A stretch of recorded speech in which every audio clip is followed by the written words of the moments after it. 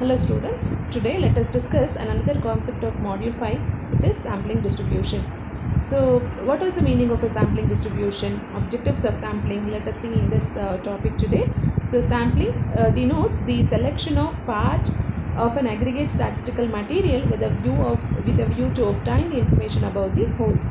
So before getting to the detailed information about the sampling, we need to know few basic definitions in order to understand sampling in a better way. So what are all those? So let us see what is population or a universe is.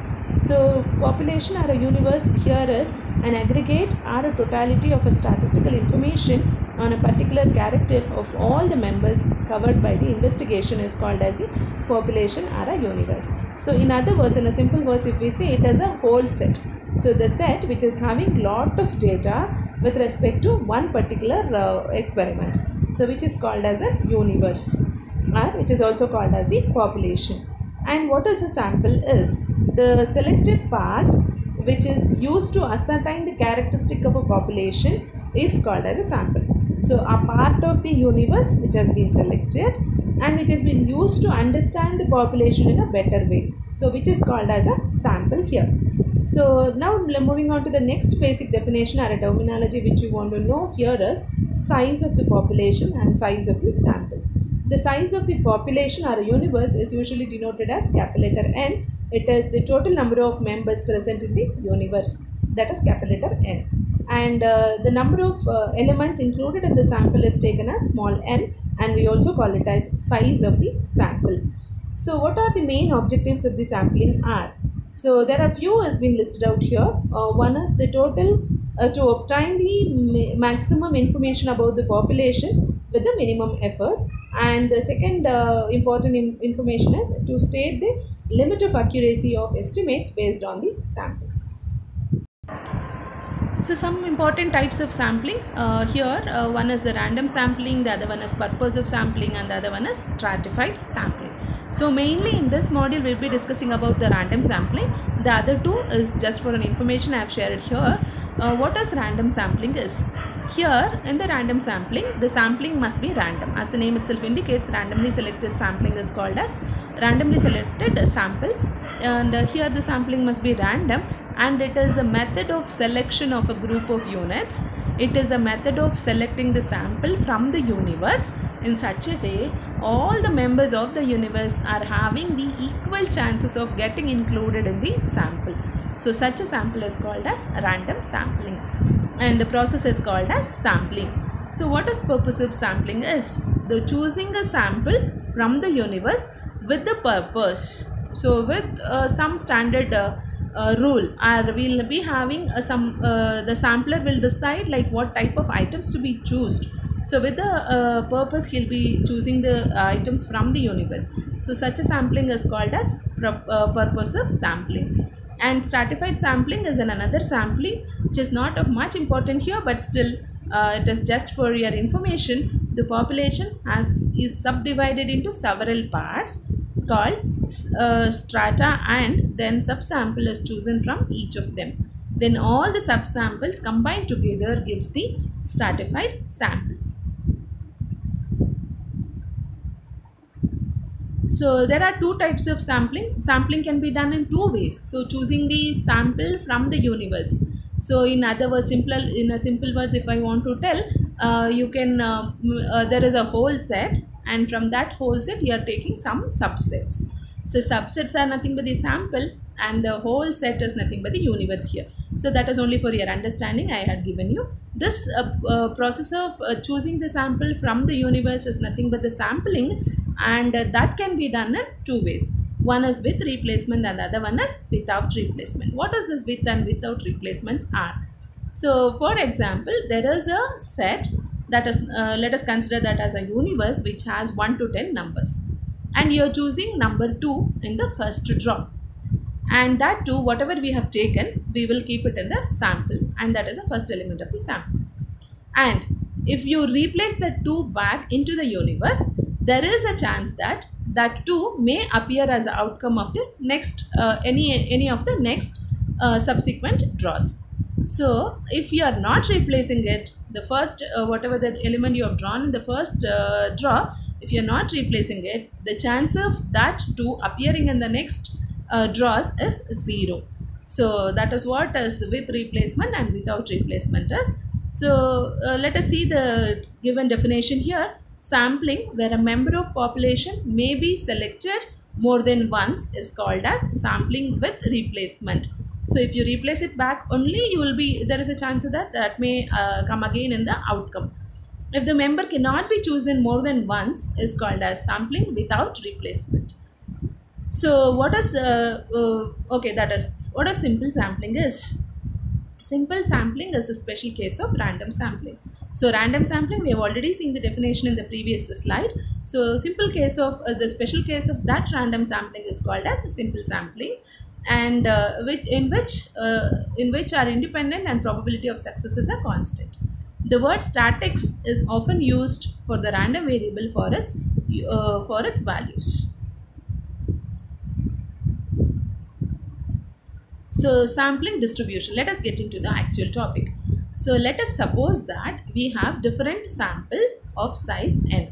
So what is a sample again? Try to recall your definition. Sample is a finite subset of your universe. So sample is being selected from the universe.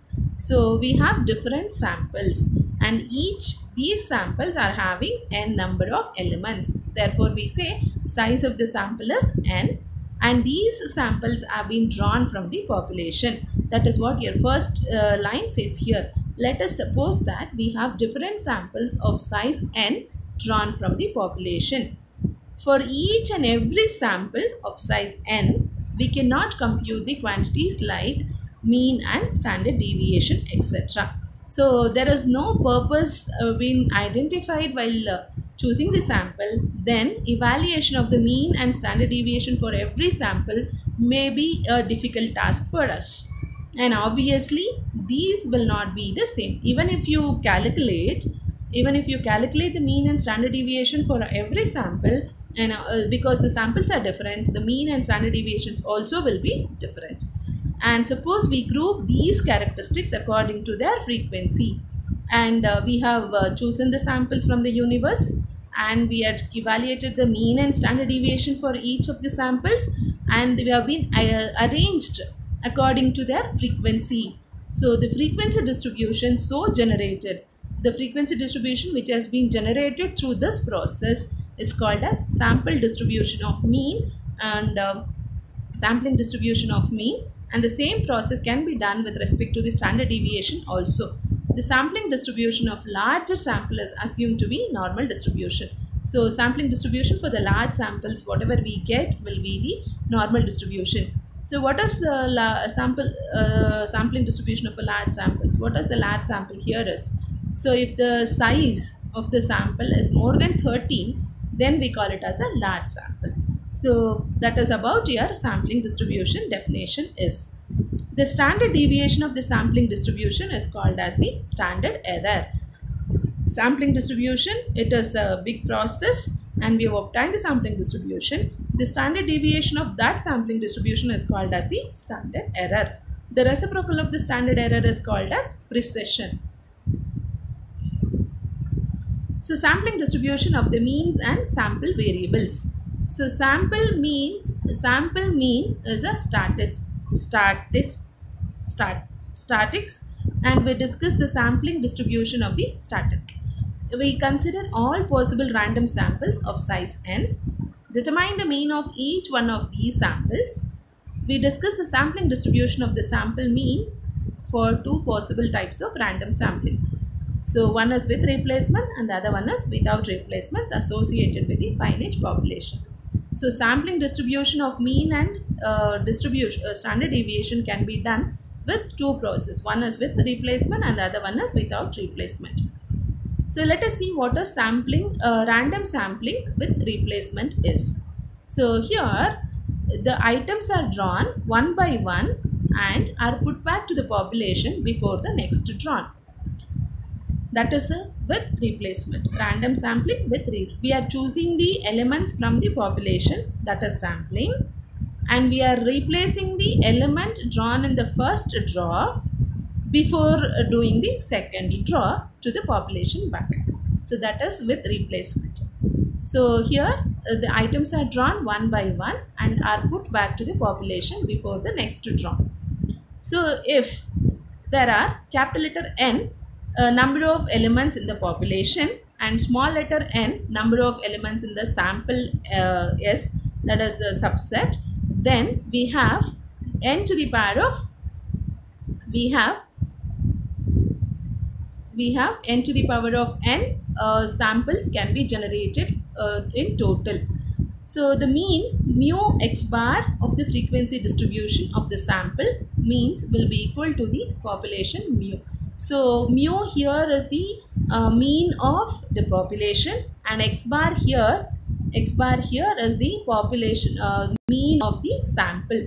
So the variable sigma square x bar of the frequency distribution, this is nothing but the variance here, sigma square x bar is a static, and which is the sigma square variance of the sample of the frequency distribution at the sample means will be equal to sigma square by n. So it is missed here, try to remember it is sigma square by n, and where sigma square is the variance of the population.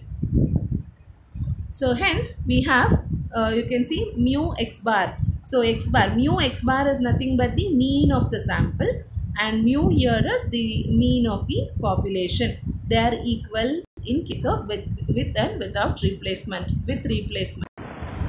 So here mu x sigma square x bar is the standard deviation, variance of the sample, and x bar is the variance of the sample, and which is equal to sigma square by n, which is the variance of population. So sigma x bar is also called as the standard error of the mean. So random sampling. So whatever we have discussed now was random sampling with replacement. So here let us see what is random sampling without replacement is. So here the items are being drawn one by one and are put back and will not be put back to the population before the next drawn. Whereas in the previous case we used to replace it back, and here we will not be replacing it back. So what is total number of samples can be generated? So there were n number of elements in the population, and small n is the size of the sample. In this case without replacement, so we can generate totally NCN number of samples, and we have the following results in accordance with the notation. So mu x bar is equal to mu, and sigma x square, sigma x bar square is nothing but n minus n divided by n minus 1 into sigma square by n. Take this n minus n by n minus 1 as c, so we get it as sigma x bar square is equal to c into sigma square by n, and the c n minus n by n minus 1 is called as the finite population correction factor, and this value, the c value goes to 1 when n is very large, so which we can write it as limit as n tending to infinity, n minus n divided by n minus 1 is equal to 1. So what a standard error is? I have already told you what a standard error is. Standard deviation of sampling is random sampling is we call it a standard error. So here again I am repeating the same. The standard deviation of the sampling distribution of the statistics is known as the standard error, and which is usually represented as SE. It plays an important role in the theory of large samples. So what is large sample is? Large sample, the size of the sample is more than 30, then we say the sample is large, and it forms the basics of the testing of hypothesis, and this standard error makes the basis of the testing hypothesis, and it is we use the normal variate here to analyze the standard error, and which is given by z is equal to x bar minus mu divided by sigma divided by root of n, and which has been distributed with the mean 0 and variance unity. So what a statistical hypothesis is? A statistical hypothesis is an assertion or a conjecture, assumption and guess about the distribution of one or more random variables. A statistical hypothesis is an assumption and the guess about your distribution of one or more random variables is called a statistical hypothesis. So once there is a statistical hypothesis, we need to test that. So testing hypothesis is generated here. So the hypothesis formulated for the purpose of its rejection under the assumption that it is true. Under the assumption that it is true, the hypothesis formulated for the purpose of rejecting it is called as null hypothesis, and usually this null hypothesis is being represented by the symbol H naught. So this is a symbol we'll be using to represent the null hypothesis. The complement of this null hypothesis will be the alternative hypothesis, and this will be denoted by H1. Let us see some examples to tell about this hypothesis. To test whether the process B is better than the process A, we can formulate the hypothesis as there is no difference between the process A and process B. Another example is to test whether there is a relationship between two variables, we can formulate the hypothesis as there is no relationship between them. So actually there will be a relation between the two variables, and we will make a statement, hypothesis, in such a way that there is no relation. Then there is no relation will become a rejected statement, and we call it as that as a null hypothesis H naught. That is how these examples are being explained. So critical region, what is the critical region is a region corresponding to the statistics in the sample space S, which amounts to the rejection of null hypothesis H naught, is called as region of rejection. So, and the region of the rejection of the sample S, which amounts to the acceptance of H naught, is called as acceptance region. So whatever the hypothesis you have made with some assumptions are the guess, if it is accepted, the region where it has been accepted is acceptance region, and the region where it has been rejected is called as the region of rejection. The critical region will have both acceptance region as well as the rejection region. This both the regions put together we call them as critical region. So these are all the few definitions are the phrases that you need to know along with the definitions in order to understand this sampling distribution in a better way. So thank you.